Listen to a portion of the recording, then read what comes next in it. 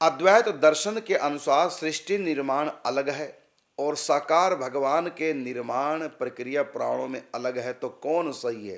कृपया संशय का निवारण करें। बिल्कुल आप गलत कह रहे हैं, 100% आपकी बात गलत है। चाहे वो द्वैत दर्शन है, चाहे वो अद्वैत दर्शन है, सृष्टि निर्माण की क्रिया सबकी सेम है। हमारे पुराणों में द्वैत अद्वैत दोनों दर्शन हैं।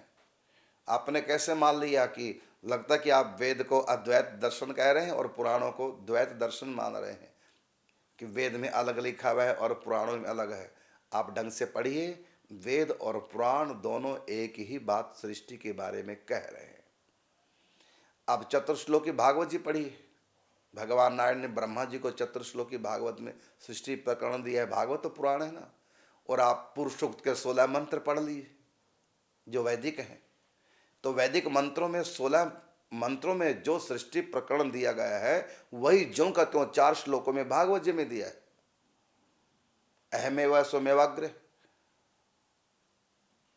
तो भगवान ही सब कुछ है, भगवान ही सब कुछ बनते हैं। पहले कुछ नहीं था, केवल भगवान ही भगवान थे। पुराण भी वही कहते हैं और अपने वेद भी वही कहते हैं। दो तो बातें है ही नहीं। आप ढंग से पढ़ें, पुराणों को पढ़ें तो सृष्टि प्रकरण पुरुष सूक्त के मंत्र में आप देख लो, 16 मंत्र है। कितना सुंदर दिग्दर्शन हुआ है। और उसके बाद फिर आप पुराण पढ़िए, बिल्कुल वही चतुश्लोकी भागवत जी पढ़िए, दोनों का मिलान कीजिए, दोनों एक ही बात कह रहे हैं। और भागवत में फिर बड़ा विस्तार है।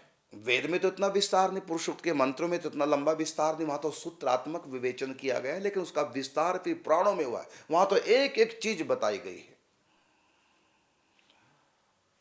एको हम बहुश्यामः, यही बात पुराण कहते हैं और यही बात वेद कह रहे हैं।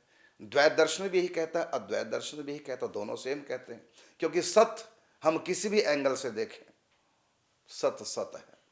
जैसे मेरी फोटो किसी भी एंगल से कोई ले, चार तरफ 4 व्यक्ति खड़े कैमरा लेकर, फोटो भले मेरी अलग अलग आएगी लेकिन हूं तो मैं ही। ये थोड़ी कि किसी एंगल से लोगे तो करुणदास कुछ और दिखाई देने लग जाएगा, रहेगा तो करुणदास ही। हाँ, फोटो मैचिंग नहीं होगी, सामने वाले का फ्रंट, पीछे वाला मेरा बैक देगा, साइड वाला साइड की फोटो देगा, हूँगा तो मैं ही। तो सृष्टि एक है, दर्शन अलग अलग होने से थोड़ा सा अंतर तो पड़ जाता है लेकिन व्यक्ति वही होता है। तो सृष्टि का जो क्रम विकास है वो तो सब जगह सेम है। बस दर्शन, दर्शन का मतलब दृष्टि है, कैमरा है, दर्शन का अर्थ होता है।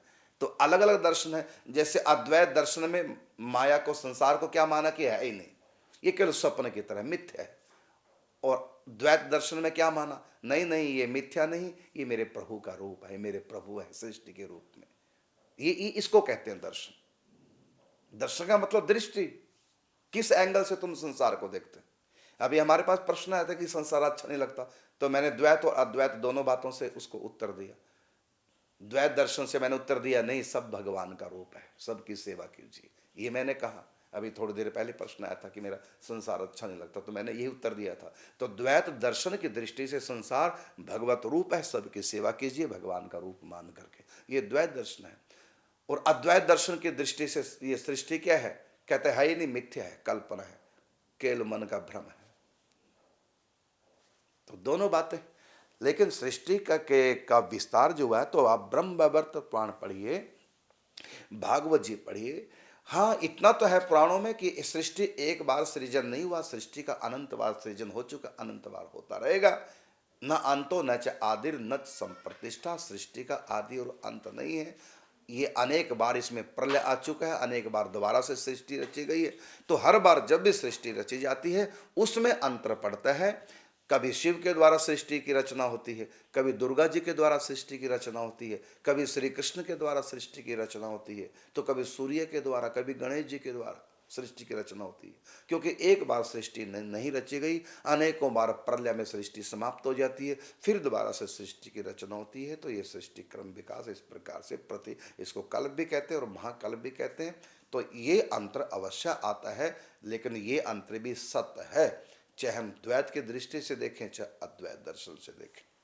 ये आपके प्रश्न का उत्तर है। तो आपने जो कहा कि अद्वैत दर्शन के अनुसार सृष्टि निर्माण अलग है और साकार भगवान अर्थात द्वैत दृष्टि प्रक्रिया प्राणों में अलग है, तो एक इसमें कौन सही? दोनों सही है, दोनों सेम है भाई, अलग अलग नहीं है। मैंने उदाहरण दे दिया, आप पुरुष सूक्त के मंत्र वैदिक पढ़िए और आप भागवत जी का चतुश्लोकी भागवत पढ़िए, तो जो वहाँ कहा गया वेद में वही पुराणों में जो कहते हैं, कोई अंतर नहीं। पहले भगवान सर्ग की रचना करते हैं, उसके बाद फिर विसर्ग की रचना होती है। तो सर्ग और विसर्ग प्रति सृष्टि में रचे जाते हैं और फिर अंत में जब अवधि काल समाप्त हो जाता है तो फिर प्रलय आ जाती है, सब कुछ समाप्त, फिर केवल भगवान रहते हैं और कुछ नहीं। और ये प्रकृति और आत्माएं समाप्त नहीं होती है, भगवान के अंदर लीन हो जाती हैं, भगवत रूप हो जाती हैं। उसके बाद जब प्रलय का समय समाप्त हो जाता है, फिर एक ओम बहुश्यामा संकल्प भगवान करते हैं, फिर सृष्टि वही धीरे धीरे अपने पूर्वकृत कर्मों के अनुसार फिर दोबारा से सृष्टि का निर्माण होता है। और जब समय पूर्ण हो जाता है सृष्टि का, उसके बाद फिर भगवान के अंदर लीन हो जाती है। तो उस समय भगवान कहते एक ओहम, मैं एक हूँ इस समय और बहुत श्यामा बहुत हो जाऊं। वो आत्माएं पहले प्रकृति काल की प्रेरणा से प्रकृति में जो त्रिगुण होते हैं, तमगुण रजोगुण सतोगुण, जो साम्य अवस्था को प्राप्त हो गए थे वो विषमता को प्राप्त हो जाते हैं, तो वैकारिक सृष्टि प्रारंभ हो जाती है। तो काल की प्रेरणा से प्रकृति में विक्षोभ होता है, इसमें इच्छा भगवान की होती है, क्योंकि जड़ में कभी इच्छा नहीं होती। प्रकृति और काल दोनों जड़ हैं, इच्छा हमेशा चैतन्य में होती है। तो परम परमात्मा वो परम चैतन्य है, वो इच्छा करते हैं कि एक ओहम, मैं एक हूँ और बहुत श्यामा बहुत हो जाऊँ। तो यही वैदिक वांग्मय कहता है, यही पौराणिक वांग्मय कहता है, दोनों सेम बात का बोल रहे हैं, अलग अलग नहीं। आप ढंग से पढ़े।